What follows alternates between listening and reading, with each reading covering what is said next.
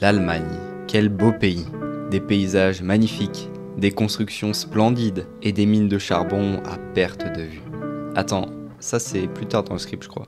Bref, le cas de l'Allemagne est assez particulier. Bien que dans l'opinion publique, elle soit souvent perçue comme un pays écolo, dans cette vidéo, on va voir qu'en réalité, c'est un peu plus compliqué. Bon, déjà, rendons à César ce qui est à César. L'Allemagne, c'est un des premiers pays qui met en avant les énergies renouvelables. Dès 1990, elle avait pris conscience de la menace que représente le changement climatique. C'est pourquoi, au début des années 2000, elle se lance dans une entreprise ambitieuse, la transition énergétique ou Energiewende.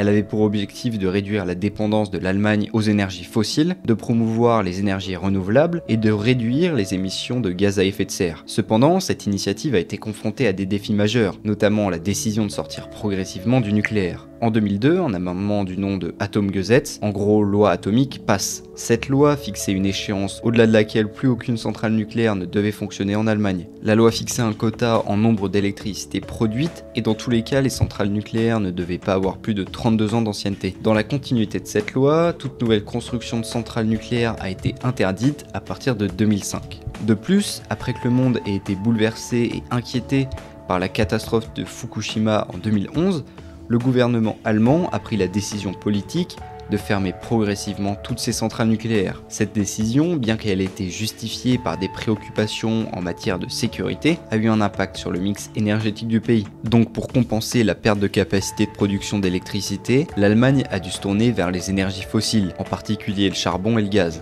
Alors si cela n'a pas entraîné une si grosse hausse des émissions de gaz à effet de serre, on peut dire que ça va tout de même à l'encontre des objectifs de réduction des émissions de l'accord de Paris. Surtout qu'au final, le risque encouru semble loin du danger bien présent en Allemagne que représentent les centrales à charbon. Au-delà du réchauffement climatique, les centrales à charbon allemandes tuent chaque année plusieurs dizaines de milliers de personnes. En outre, la sortie du nucléaire a soulevé des inquiétudes quant à la stabilité du réseau électrique, car les centrales nucléaires offraient une source d'électricité stable et continue. L'Allemagne a dû faire face à des défis pour garantir la fiabilité de son réseau électrique, en particulier en cas de fluctuation dans la production des énergies renouvelables telles que l'énergie éolienne et solaire. Dans le but de réduire un peu les émissions de CO2 et de compenser l'intermittence des énergies renouvelables, l'Allemagne s'est plutôt tournée par la suite vers le gaz. Cependant, cela a alimenté plusieurs points de discorde, notamment au niveau international. L'Allemagne a importé une quantité significative de gaz naturel de Russie, principalement via des pipelines tels que Nord Stream 1 et Nord Stream 2. Cette dépendance au gaz russe a soulevé des préoccupations en matière de sécurité énergétique et géopolitique. Certains pays européens, les États-Unis et l'Ukraine, ont exprimé leur inquiétude quant à la possibilité que ces projets renforcent la position de la Russie en tant que principal fournisseur de gaz naturel en Europe. Ils craignent que cette dépendance excessive puisse être exploitée à des fins politiques, compromettant ainsi la sécurité énergétique de l'Europe. Le projet Nord Stream 2 en particulier a été au cœur de nombreuses controverses. Il visait à doubler la capacité du gazoduc Nord Stream 1, reliant directement la Russie à l'Allemagne, contournant ainsi l'Ukraine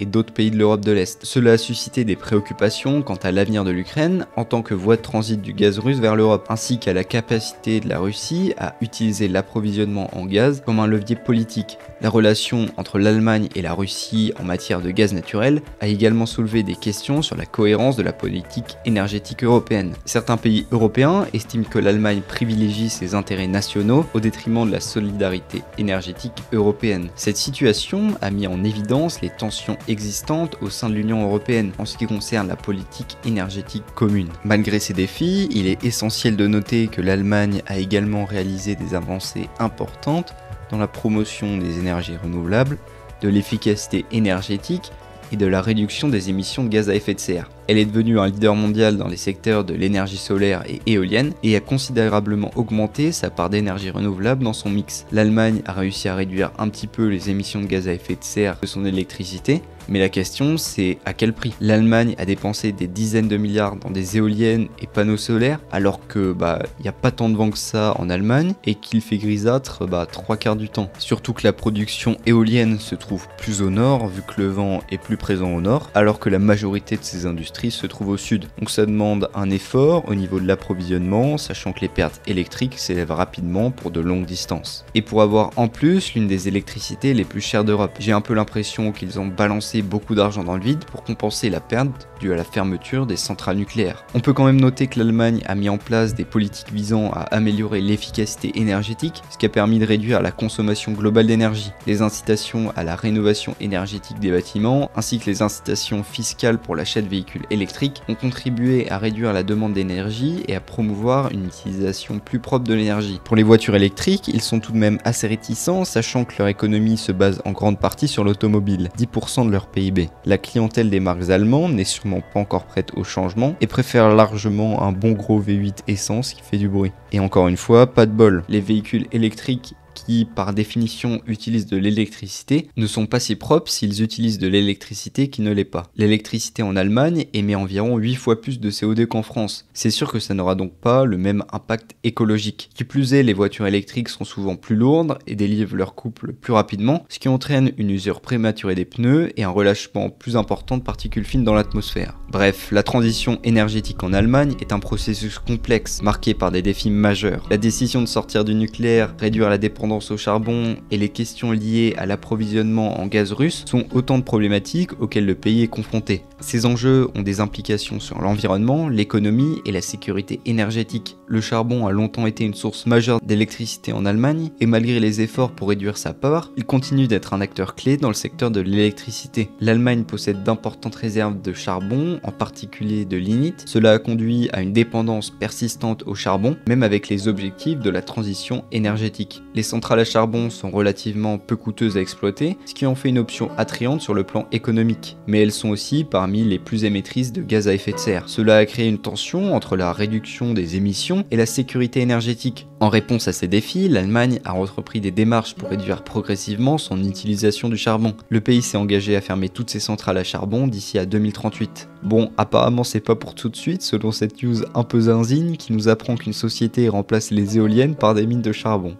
Bref, la politique énergétique allemande doit trouver un équilibre entre ces différents facteurs pour parvenir à une transition réussie vers un avenir énergétique plus durable. Pour avancer dans cette transition, l'Allemagne doit continuer à investir dans les énergies renouvelables, améliorer l'efficacité énergétique, moderniser son réseau électrique et gérer les bouleversements économiques liés à la fermeture des centrales à charbon. De plus, elle devrait penser aux émissions de CO2 au-delà de ne voir que par le prisme que les énergies renouvelables s'écoulent et le nucléaire ça fait boum donc c'est pas bien. C'est par rapport à ce genre de questions que l'idéologie ne doit pas prendre place. Laissez les experts parler, notre expérience de décennies au nucléaire parler, les chiffres parler, etc. Et c'est aussi pour ce genre de questions hyper importantes et déterminantes pour plusieurs décennies qu'il faudrait être responsable et ne pas simplement penser aux quelques pourcents en plus ou en moins des prochaines élections. Mais enfin... En tout cas, l'Allemagne devra collaborer avec ses partenaires européens pour garantir une politique énergétique cohérente et solidaire au sein de l'Union européenne. La transition énergétique allemande reflète assez bien les défis complexes auxquels sont confrontés les pays cherchant à réduire leur empreinte carbone tout en maintenant un approvisionnement énergétique stable et abordable pouvant entretenir une économie croissante. Cela demande des compromis, des investissements à long terme et une gestion prudente de la transition, tout en tenant en compte des enjeux économiques, sociaux et géopolitiques. Merci d'avoir regardé cette vidéo.